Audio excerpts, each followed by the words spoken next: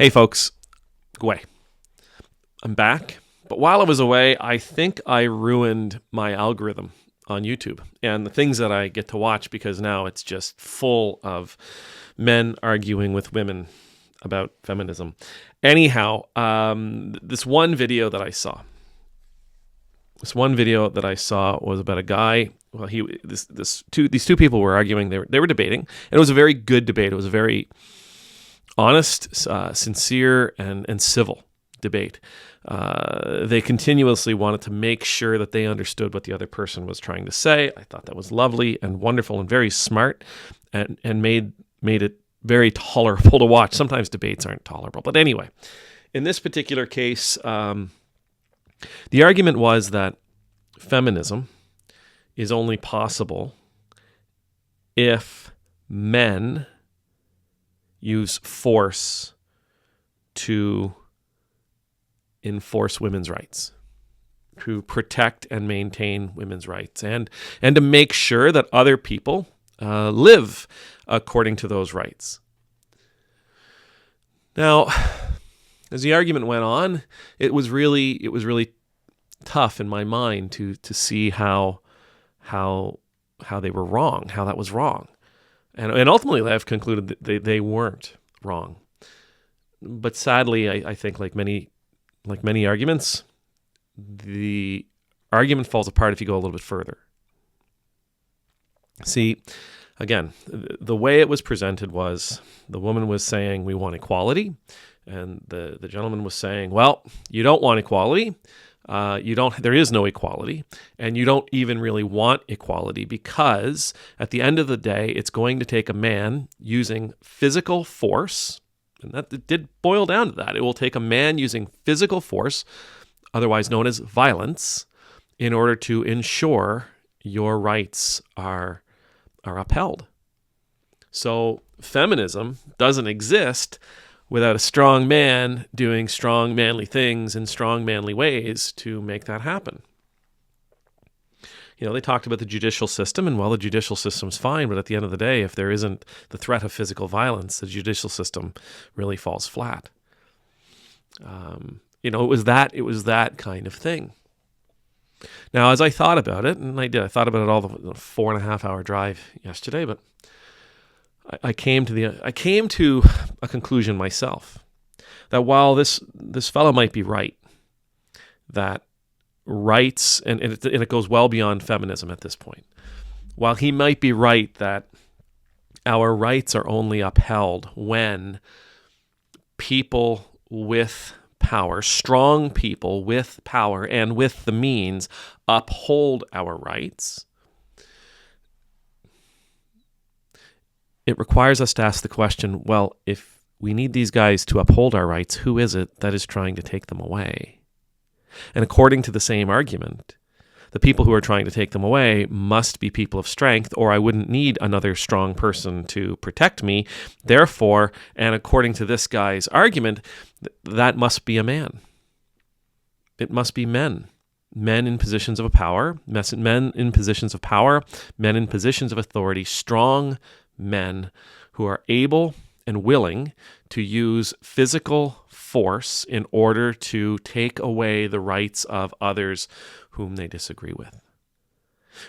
So really the argument therefore now boils down to feminists, in order to achieve equality, need strong men willing to use violence against other strong men.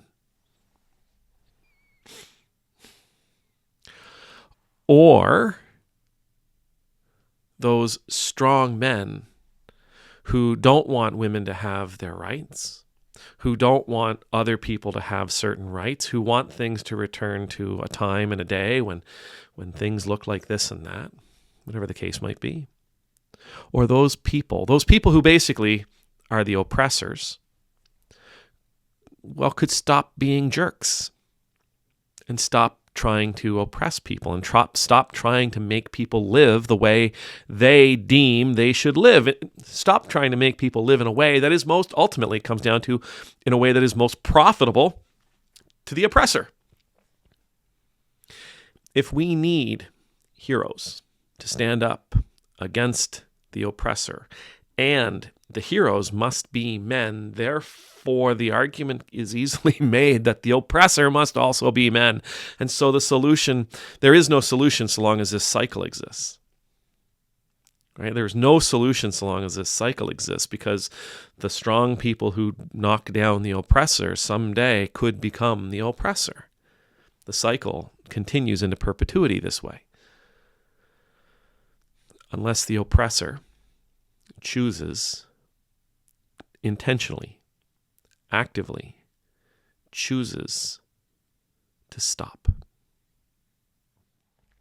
Again, I'm a Christian priest. As I'm hearing this, and I know full well the history of the Christian church and how it has been a patriarchy. And I know that in many situations it still is a patriarchy, where women aren't seen as equals. Women aren't even, they're not seen on par. They're seen as the lesser vessel, the weaker vessel.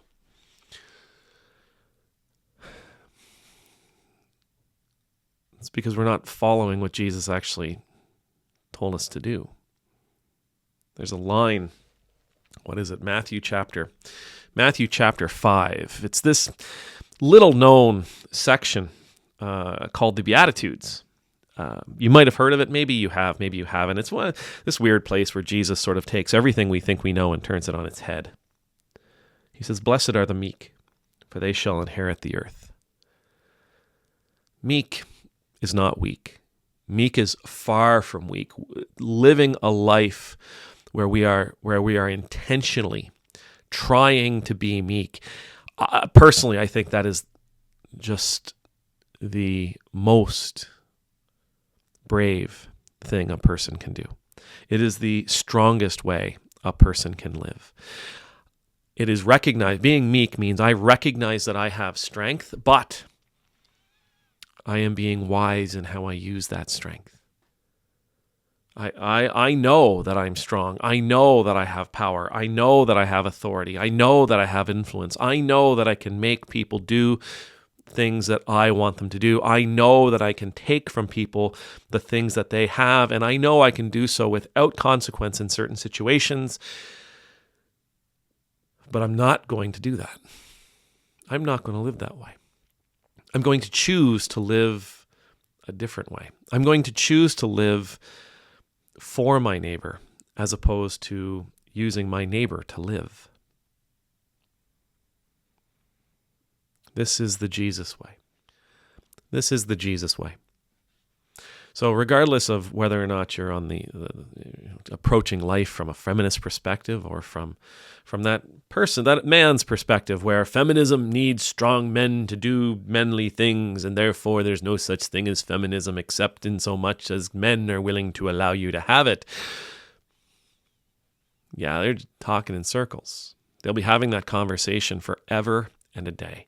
They will be having that fight. We will be having these protests and these fights forever and a day until we actually accept the counterintuitive, counterinstinctual, countercultural methodology and understanding of Jesus. Which is to say, until we recognize that our power and our strength, while they are gifts, they are not meant for us to profit. They're meant for us to continue to give. I mean, let's face it. In our world today, and we see it all the time, we see it with people of means, we see it with people in positions of power or people with prestige and status where, I don't know, maybe you're held in contempt of court 12, 13, 14, 27 times, and you get $1,000 fine despite the fact that you claim to have billions of dollars. I don't know. Maybe the law doesn't apply to you the same way as it applies to somebody who lives paycheck to paycheck. Maybe you see it when the law doesn't apply to those folks or the law applies differently to those folks who commit awful, ridiculously horrible things, but they were captain of the swim team, than it does to anybody else or people of people who come from a place of poverty. We see it all the time. People who are strong enough can take whatever they want with almost no consequence in the end.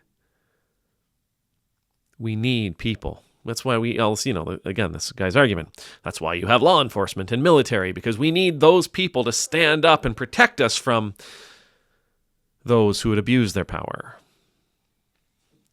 But again, this will continue forever and a day until we accept the fact that this isn't Christ's way. And ultimately, it isn't God's way. Our strength, our power, our influence, they're not meant for us to achieve selfish goals. They're not meant for us to take from others. And if we choose, and it is a choice, if we choose to use them in the way that they were meant to be used, i.e. for those around us as opposed to for our own benefit, the cycle ends. We don't need strong men to stand up against us in strong, manly ways. The cycle ends. The oppression ends. People are able to live. People are able to be free. Truly free. May the Lord bless you. May the Lord keep you. May the Lord's face be made to shine upon you and be gracious to you. May the Lord's countenance be lifted up to you. May you always know the peace of being in the Lord's presence. And I pray that you and I would never use the gifts that God has given us in the role of the oppressor. That we would never use the gifts that God has given us to take from our neighbors, to keep our neighbors down. That we will use them in the ways that God expects us to use them, to raise people up. Amen. Nemultus.